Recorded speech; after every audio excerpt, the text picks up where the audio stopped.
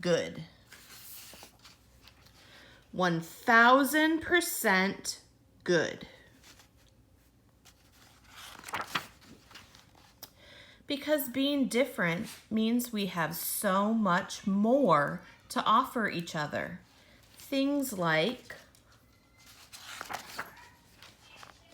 help, ideas, strength, skills, creativity, life, patience, respect, community, love, knowledge, experience, perspective, insight, diversity, wisdom, empathy, and originality.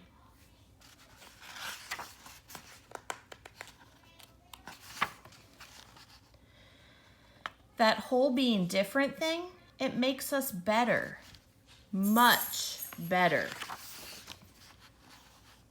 So if you see someone being treated badly, made fun of, excluded from playing, or looked down on because of their skin color, call it racism.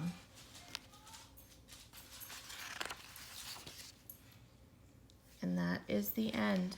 Now would be the time for you to talk with your grown-up that's with you, or your teacher, or your mommy or daddy, and ask them if they've ever experienced racism, or if you ever have.